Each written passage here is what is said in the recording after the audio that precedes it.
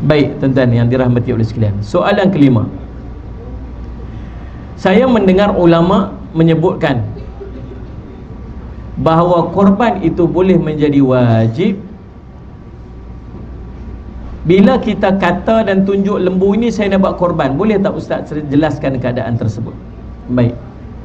Hukum asal korban ialah sunat, tapi dia boleh berubah menjadi wajib dengan dua keadaan. Pertama, dengan sebab nazar. Sallallahu alaihi wasallam Muhammad. Okey. Korban hukum asalnya sunat, berubah menjadi wajib dengan dua sebab. Yang pertama sebab nazar.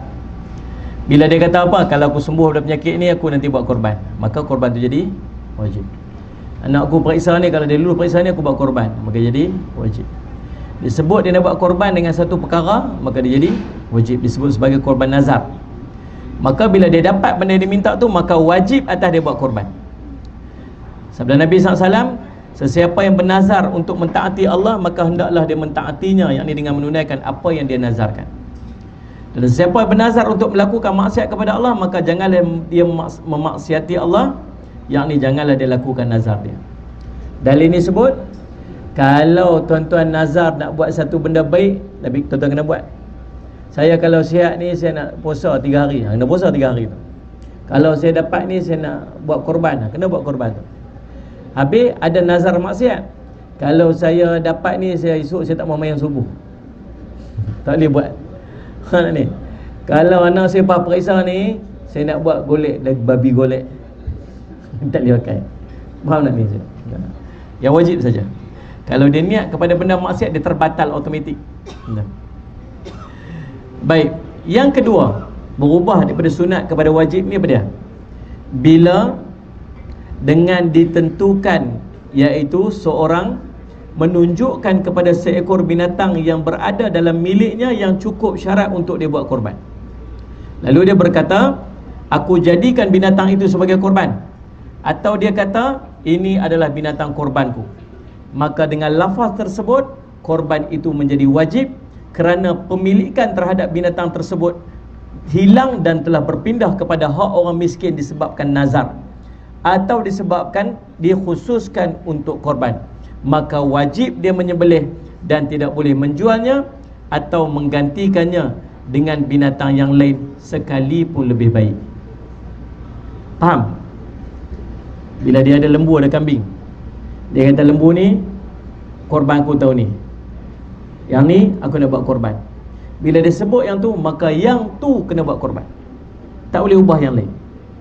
Dia silap tunjuk, gemuk, waktu main dia rasa macam, alamak, mahal sangat ni, nak ni, nak tukar yang lain, tak boleh. Tak boleh, dia kena yang tu juga. Tuan-tuan, waktu tu berubah seluruhnya jadi hak milik orang miskin. Faham tak ni? Tuan-tuan, syarat yang pertama tu lembu dia sendiri, bukan lembu orang. Lalu tepi pekandang orang tu sebut ni, lembu ni nanti aku buat korban tu ni, tak ada, tak berubah, jadi berkeliling dengan tuan punya lembat tu. Yang kedua cukup syarat dia, cukup syarat korban dia. Baik, yang keenam, soalan keenam, apakah waktu yang disyariatkan menyembelih korban? Ni saya nak go through cepat-cepat tuan, soalan dia banyak. Ni masa kita sangat terhad, lepas sejam memang tak sempat. Tak syarah-syarah banyak lah, kita nak ambil maklumat je. Baik, apakah waktu yang disyariatkan menyembelih korban? Pada mazhab Syafi'i, bermula waktu korban ini terbit matahari, yang ni lepas waktu tak boleh semayang tu. Faham tak? Terbit matahari, sebelum tu tak boleh semayang, waktu yang diharamkan semayang. Terbit matahari dan berlalu kadar waktu daripada tempoh tu dengan masa kadar 2 rakaat semayang raya yang ringkas dan 2 khutbah yang ringkas. Ni bukan cerita semayang, ni cerita sembelih ni. Dia yang nak sembelih, dia tak pergi semayang pun, duk tunggu orang habis semayang. Dia kata, bila aku nak boleh sembelih? Bila aku sembelih? Terbit matahari. Okey, cukup syarat pertama dah. Syarat pertama terbit matahari dah, masuk boleh semayang waktu tu. Boleh sembelih lagi? Tak boleh lagi, tunggu sekejap.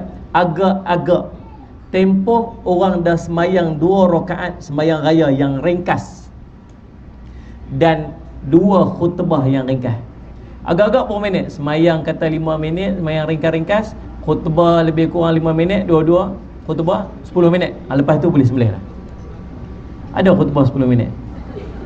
Ada tuan-tuan. Khutbah Nabi SAW sebut, khutbah yang paling baik ialah pendek. Orang imam Nabi kata apa? Imam yang alim, orang yang alim, faqih ialah pendek khutbahnya, panjang semayang dia. Kita terbalik kan, khutbah panjang, semayang pendek. Sebenarnya khutbah pendek-pendek ya. Rukun khutbah ada berapa ya? Nah, alhamdulillah. Kemudian sebut tentang takwa, kemudian saya baca satu ayat Quran, dan saya semat, kemudian duduk, kemudian saya semat sebut takwa, kemudian doa kaum muslimin muslimat, selawat pada Nabi SAW. Berapa aja rukun khutbah tu? Kejap ya kalau betul-betul pendek. Hari tu imam lapang dia macam pendek ambil rukun je. Tuan-tuan dapat 5 minit habis khutbah, turun boleh sembelih dah. Walaupun walaupun apa? Walaupun salli ala Sayyidina Muhammad, sama ada walaupun tu imam tadi selesai semayang ataupun tidak, tu imam tadi solat hari raya ataupun belum, sama ada yang berkorban itu telah solat raya ataupun belum, atau sama ada imam telah menyembelih korbannya ataupun belum, sembelihan itu dikira sebagai sah. Dalam tempoh tu orang duduk semayang raya tak habis lagi, dia dah sembelih dah. Oh yang sembelih dah, tu imam tu tak habis semayang lagi. Tu imam ni tak habis semayang dah, tak habis semayang lagi. Tapi tu imam kampung semayang sebelah tu dah habis dah. Tu imam tu express semayang 5 minit, khutbah 5 minit, aku sembelih dah. Ni, walaupun tu imam kampung tu tak selesai semayang lagi, walaupun dia tak semayang raya, ni, walaupun tu imam tu pun tak sembelih korban dia lagi, sah sembelihan tu, asalkan tempoh tu dah lepas. Terbit matahari, tempoh 2 rakaat semayang ringkas dan 2 khutbah yang ringkas. Itu tempoh bermula dia. Tuan faham lah? Bagi faham elok ni masuk perisau. Tak ada jawab. Baik. Bara bin Azim menceritakan Rasulullah SAW telah berkhutbah kepada kami pada hari raya Korban, di mana baginda bersabda, sesungguhnya perkara pertama untuk kita mulakan pada hari ini ialah dengan kita menunaikan solat, yakni solat hari raya, kemudian kita pulang dan berikutnya kita menyembelih korban. Sesiapa yang melakukan demikian maka dia telah menepati sunnah kami. Sesiapa yang menyembelih sebelum itu, yakni sebelum sembahyang raya dilaksanakan, maka sesungguhnya binatang disembelihnya itu hanyalah menjadi daging yang dikemukakan untuk ahli keluarganya sahaja, tidak ada baginya ibadah sedikit pun. Faham kan? Ada. Baik, sebab tu dalam sembahyang hari raya Aidil Adha disunatkan untuk disegerakan. Sembahyang Aidil Fitri sunat untuk dilewatkan. Kalau Aidil Fitri 9.30, hari raya Aidil Adha pukul 8.30 dah sembahyang dah. Paling cantik pukul 8. Sembahyang siap, sebab lagi ada ibadat besar nak buat, ibadat korban. Kalau hari Aidil Adha sunat dilewatkan, sebab sebelumnya ada ibadat besar yang nak buat, namanya zakat fitrah. Faham tak ni? Baik. Waktu korban berterusan sampai bila? Waktu korban berterusan sehingga terbenam matahari pada hari tasyrik yang terakhir, yakni 13 Zulhijjah. Menurut mazhab Imam Syafi'i, waktu korban meliputi hari raya pertama dan juga hari tasyrik 11, 12, 13, berdalilkan kepada sebuah hadis yang menyebutkan keseluruhan hari tasyrik adalah hari 9 korban. Semua. Jadi siapa yang menyembelih korban sebelum hari raya dan selepas hari tasyrik tak sah korbannya. Tamat dia bila? Tamat dia pada salli ala Sayyidina Muhammad Maghrib hari berapa? 13. So kalau tahun ni kita raya hari Ahad, Isnin, Selasa, Rabu. Rabu tu Maghrib habis dah. Jadi duduk 9 lepas tu. Faham tak ni? Makruh sembelih selepas asar hari tasyrik ketiga tu. Tahu pasal apa makruh? Sebab takut tak sempat sembelih. Lepas maya kita buat, kita sembelih lepas Ansar hari raya ke-4, hari ke-4 kan, hari Rabu lah, buat lepas Asar. Tuan-tuan, elok habis lepas Asar, undang-undang pukul 5.30 dah. Lepas tu mana dengan nak bersiap-siap pun, mau siap tempat lah apa semua pukul 6 lebih dah. Elok nak perebah lembu tu bangkit, lari. Lari. Habis duk lawan, lari pula dengan lembu tu. Pusing kampung, masuk belakang rumah tu, apa semua masuk bawah penyedai, apa semua lekat baju dalam orang kat tanduk apa. Tuan-tuan, elok sampai tarik, Allahu Akbar, masuk maghrib habis. Nak ni. Maka terlepas waktu ibadat korban. Jangan ambil risiko tu. Tambah tu banyak-banyak binatang pula nak sembelih, lagilah jangan, tuan-tuan sekalian. Makruh hukum dia. Jadi soalan berikut dia, bagaimanakah kalau seorang itu terlepas waktu korban? Cerita dia. Jadi kes macam tu lah. Cari apa semua, terlepas waktu dah, azam itu dah. Baik. Masalah ni dia jadi kepada dua masalah. Saya muat. Yang pertama, kalau ibadat korban dia pada tahun itu ialah ibadat sunat sahaja. Maksud dia macam kita lah, yang bayar ni apa semua, tak ada apa.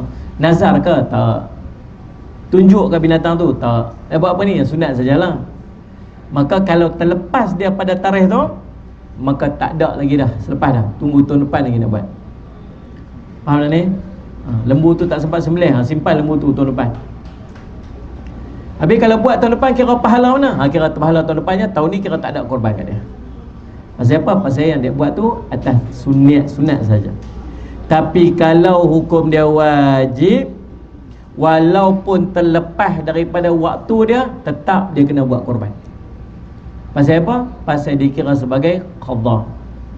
Tak terlepas tuntutan wajib dengan terlepasnya waktu. Macam kita terlepas waktu zuhur, mayang zuhur dak lagi. Faham tak ni? Terlepas dak gugur dak kewajipan kita tu? Dak, tetap kena semayang. Semayang waktu mana? Semayang di luar waktu dia. Semayang luar waktu disebut sebagai apa? Qadha'an. Ni sama juga hukum wajib. Yang dua tadi ni, nazar dengan tunjuk binatang korban. Berkata Imam Ruyani, tidak harus melakukan korban selepas hari-hari tasyrik, melainkan dalam kes jika seseorang mewajibkan korban ke atas dirinya pada hari-hari tasyrik dan sebelumnya, lalu dia tidak menyembelih korban binatangnya hingga luput waktu, maka dia hendaklah menyembelihnya sekalipun telah luput waktu sebagai qadha. Ini adalah pandangan ulama-ulama mazhab Syafi'i dan juga Imam Malik dan juga Imam Ahmad. Habis. Soalan berikutnya. Sendiri tanya, sendiri jawab. Tuan-tuan, apakah hukum jika menyembelih korban waktu malam? Kukutlah saja. Dah semua orang sibuk, orang KL ni semua duk kerja siang-siang. Bukan sekat hari raya pun kerja juga. Apa ni punya semangat. Ni orang buat korban, dia siang semua orang sibuk, masjid tak ada orang, malam baru nak boleh buat korban. Mesyuarat jawatan kuasa, kita putuskan untuk buat korban sebelah malam. Boleh ataupun tidak? Siapa jawab boleh kat tangan?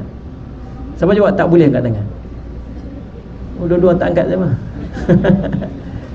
A boleh, B tak boleh, C Ustaz mak dah lah, kami malas nak fikir Ustaz, nasi lemak kat depan ni sedap. Jawapan dia sah, sembelihan tersebut, tetapi hukumnya makruh. Makruh menyembelih korban pada sebelah malam. Salli ala Sayyidina Muhammad, salli ala Sayyidina Muhammad, sebab ditakuti.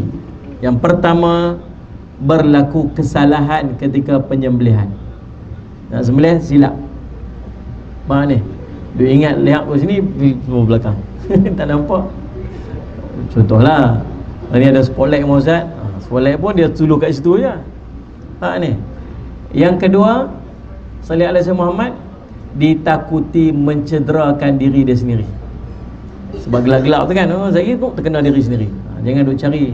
Jangan duk cari jalan kot sekali boleh cedera diri sendiri. Dan yang ketiga, yang ni yang paling utama. Pasal apa? Yang kedua, yang dua benda tadi ni boleh kita cover dengan cerah. Kalau tuan-tuan rasa malam, kita buat spotlight satu tempat tu, sembelih dalam stadium, tak ragut, semua orang nampak. Tu ni. Yang ni masalah dia. Apa dia? Ditakuti kelewatan dalam pengagihan daging korban yang disyaratkan dalam keadaan mentah. Ni tuan-tuan sekalian, saya nak komen sikit part ni. Kita ni bila masuk time-time korban ni, waktu ni lah kalut nak buat akikah. Betul tak ni? Mana-mana masjid pun mesti ada korban, mesti ada akikah. Mesti korban, mesti akikah. Pasal apa nak kena ada akikah waktu ni? Padahal waktu ni waktu korban. Sama ada dia tak faham tuntutan, ataupun saya tak tahu. Tuan-tuan, korban dan akikah ni dua ibadat yang berbeza. Kita faham elok. Akikah, tak akikah. Akikah ini satu ibadat untuk menunjukkan kesyukuran atas kurniaan Allah anak dekat kita. Tempoh dia waktu mana? Tempoh dia afdal 7 hari, kemudian pi 14 hari, kemudian 21 hari, kemudian berlanjutan sampai dia punya kemampuan sendiri. Bahkan lepas dia ada kemampuan sendiri, dia boleh buat korban untuk dia, buat akikah untuk dia sendiri. Ni umur 46 dah. Ustaz, saya rasa saya tak buat akikah lagi. Nikah aja, akikah dah lagi. Nikah dah, akikah dah lagi. Tak telefon mak dulu ayah buat korban tak kat saya. Mak kata buat akikah dah kat saya. Rasa-rasa macam ayah tak buat tu, ayah tak ada duit. Tak apa, dia boleh buat akikah untuk dia sendiri waktu tu. Faham tak ni? Jadi ada limitation time nak? Ada tak? Tak ada, open. Unless anak dia lahir dalam tempoh tu. Lagi seminggu nak korban, anak dia lahir. Cukup seminggu, sunat untuk menamakan anak, dan sunat untuk buang rambut dia, sunat untuk buat akikah kat dia. Mak ni, ingat lah, sunat bubuh nama anak umur 7 tahun. Buat 7 tahun pula dah, 7 hari. Kita disunatkan untuk hebahkan nama anak waktu umur 7 hari. Ini duduk labor room isteri tu, buah Facebook dah anak nama dia, nama anak dia. Ada ni, bubuh saya isyiharkan nama anak saya Putri Nur Kapal panjang-panjang. Tiba-tiba lahir jantan lelaki, pembetulan nama anak saya. Tak, selepas 7 hari baru isytihar nama.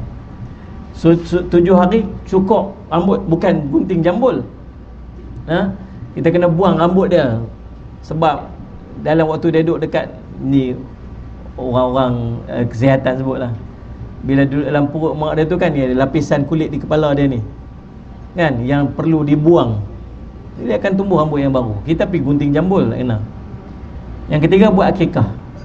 Kalau katalah dia lahir seminggu sebelum waktu korban, okey, logik lah dia nak buat akikah waktu tu. Tapi dah umur 18 dah anak, hari tu juga nak buat korban, nak buat akikah. Buatlah hari yang lain.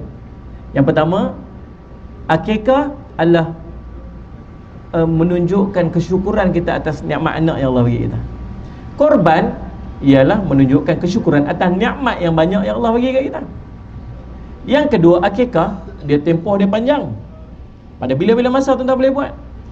Korban, dia ada limit, setahun dia 4 hari tu aja. Betul tak ni? 4 hari tu aja. Kalau tuan-tuan nak pergi buat waktu tu lah, nak buat korban, waktu tu nak buat akikah, akhirnya jadi daging tu banyak orang tak appreciate sangat tuan-tuan. Sebab akikah sunat dimasak dan diberi dalam bentuk yang telah siap dimasak. Maksud kita buat kenduri. Kalau kita buat kenduri, panggil orang ramai-ramai main rumah kita, niat tunjuk ni anak kita ni baru lahir, main pakat-pakat doa, main bawa kenal apa semua, seronok. Faham tak ni? Maka orang main lah ni buat akikah apa semua, orang main makan-makan apa semua. Kalau kita buat waktu korban, daging dah banyak sangat tuan-tuan. Hari tu saja ada 14 tempat korban, 14 kenduri. Faham tak ni? Lepas tu kita celah-celah tu buat yang tu pula, buat akikah pula. Orang nak main rumah kita, ya makan sikit, ambil daging seketul je makan. Lepas tu kita marah ke dia, makanlah ni aku buat ni apa semua ni seronok. Dia tuan-tuan, orang tu dah makan banyak dah, hari tu banyak sangat dah kenduri. orang less appreciate kan. Faham tak ni? Buatlah hari-hari yang lain. Faham tak? Kalau daging akikah disunatkan untuk kita bagi dalam bentuk dimasak, dan sunat pula masak manis-manis. Sebab ulama sebut kata apa? Nak turunkan manisnya akhlak kepada anak tu. Bawa masak ni mana bagi orang makan. Sedangkan korban sunat bagi daging mentah. Daging korban sunat bagi mentah. Beza tak? Beza. Yang jadi masalah ni bila pergi himpun semua kat dalam tu. Bukan setakat akikah korban, siap buat kenduri je. Kenduri dah lalang Ustaz. Anak saya pun dapat anak apa semua. Kalau nak buat korban, lalang apa semua, kita buat kenduri kali ya. Itu cerita dalam sifat. Jadi itu masalah. Dan jadi daging korban kena bagi dalam bentuk mentah. Faham tak? Awak boleh tak boleh kau Ustaz? Boleh boleh. Cuma hilang afdal lah. Tidak ni. Daging akikah yang sepatutnya bagi masak, kita bagi mentah. Tuan-tuan, jangan mungkin tuan rasa macam susah sangat Ustaz, mahal sangat lah apa semua. Tuan-tuan pergi kat kedai, pergi dekat tempat sembelihan tu, tempat sembelihan lembu, tuan-tuan minta satu bahagian saja daripada lembu tu untuk tuan-tuan buat akikah. Selebihnya dia nak jual, dia jual. Satu lembu ada 7 bahagian. Mana ni? Beritahu dekat tukang sembelih tu, saya nak satu bahagian daripada lembu ni, saya nak niatkan dia untuk akikah. Boleh tak? Bukan kena beli sekok lembu tu, beli satu bahagian lah. Dia akan bahagilah nanti, nilai dia ambil yang tu. Faham ni? Tuan-tuan, buat pergi dekat catering ke apa sebagainya, tuan pergi kat balik rumah kan, tuan-tuan masak, tuan-tuan packing, buat dekat pack apa semua tu, pergi kat office, pergi agih tuan. Sagi, tengah hari lagi, tak payah duduk pergi makan, ni saya buat siap dah packing untuk akikah anak saya. Bukan tunggu buat kenduri. Bukan tunggu nak kena pasang kemah 4-5 kemah di rumah, tak. Anda packing apa semua, pergi bagi kat catering, dia masak, pergi hantar daging tu kat catering, apa bayar duit sikit, buat kenduri, dapat anak tuan-tuan. Tidak ni. Bagi sonok tuan-tuan kawan-kawan kat office tu. Tunggu lagi. Faham ni? Hari ni aku buat kenduri. Yes. Selamat dia. Mana tuan-tuan dapat appreciate. Tidak tuan-tuan.